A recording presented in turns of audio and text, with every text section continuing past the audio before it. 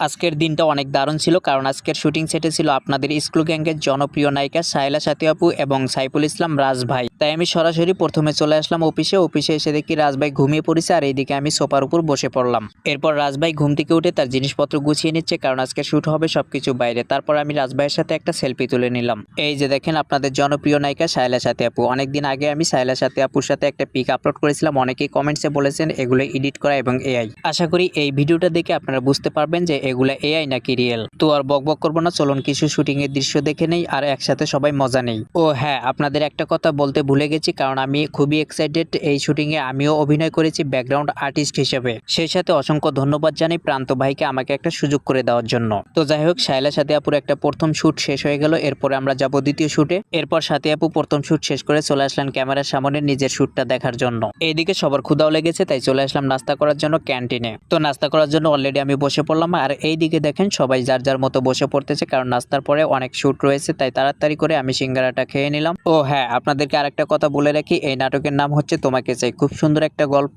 আর এই নাটকে funny character হিসেবে আছে এই যে দেখতে পাচ্ছেন মোটু। আশা করি সবাই মোটুকে চিনতে পারছেন। এই যে এই ব্যক্তিকে যে দেখতে পাচ্ছেন ইনি হচ্ছে এই গল্পের রাইটার আরিফুল ইসলাম আরিফ ভাই। খুব সুন্দর একটা মনের মানুষ। এরপর শুটিং প্যাকআপের পর সবার সাথে সবাই সেলফি তোলা শুরু করে দিলাম। ভাই সত্যি বলছি আজকের দিনটা খুবই দারুণ ছিল। আমি খুবই এক্সাইটেড, কারণ আজকে সবাইকে আমি ছবি তুলে দিয়েছি, আর আমি নিজেই ভুলে গেছি নিজের ছবি তুলতে। এরপর নাইম ভাইকে একান্তভাবে রাজ ভাইয়ের সাথে একটা ছবি তুলে দিলাম। এরপর সাহেলার সাথে আপু শুট চলতেছে, আর এইদিকে আমরা আড্ডা মারতেছি সবাই মিলে। তো গাইস, আজকের শুটিংটা কেমন লাগলো আপনাদের কাছে অবশ্যই কমেন্টসে বলবেন। সবাই ভালো থাকবেন, সুস্থ থাকবেন।